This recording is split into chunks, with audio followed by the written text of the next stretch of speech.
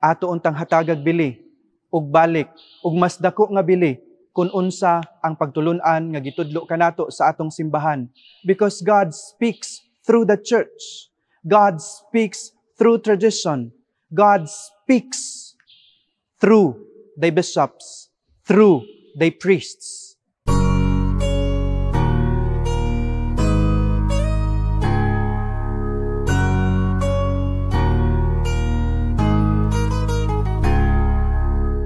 Ang tingog sa simbahan, inanay nga nahimong usa na lamang katingog uban sa ubang mga tingog dinhi sa atong katilingban. Mayong adlaw kanatong tanan, ani ana usab kita nining ato ang pamalandong, ang palandong sa pulong. Ako di ay si Reverendo Padre Raf de la Piesa, kasamtangang on study leave. Abril 23, 2024. Mga igsoon, atong nakita o inanay nga nakita nga ang tingog sa ato ang simbahan nahimong usa na lamang katingog uban sa ubang mga tingog dinhi sa atong katilingban. Kung kaniadto atong gihatagan og dakong bili ang tingog sa mga larino o mga batid sa siyensya kun ang konsepto nga ato ang paghisgutan kabahin sa siyensya.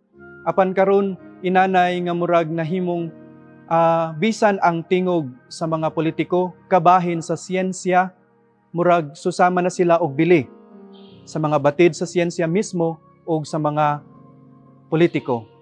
Gani dinha usab sa ato ang education or sa education system. Atong nakita nga ang mga estudyante, murag ang bili sa ilahang mga tingog, susama na og bili sa mga magtutudlo.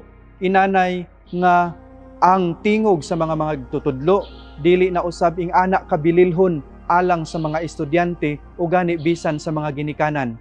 Mga igsoon, kini dili usab layo o nga panghitabo. Nahitabo usab kini ngadto sa atong simbahan.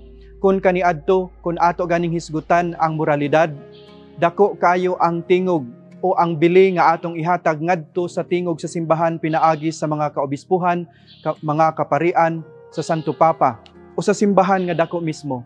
Subo nga pamalandungon nga bisan dinha sa social media, ang pagtulun-an nga gitudlo sa atong simbahan, gitun-an sa mga teologo, himuon lang sayop sa usa ka batan-on nga content creator.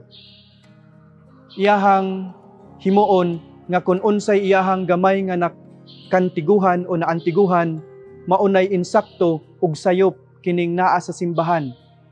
Mga igsoon, ang atong ebanghelyo karon naghisgot kabahin nga si Jesus niingon, ang akong mga karnero maminaw kanako.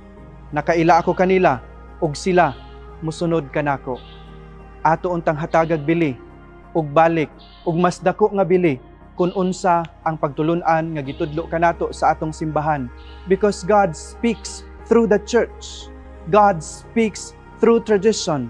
God speaks through the bishops, through the priests.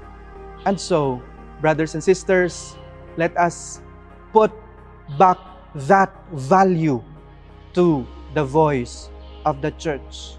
Unta kita dinha sa atong pagsunod sa Ginoo, atong paminawon usab ang iyang simbahan. Amen.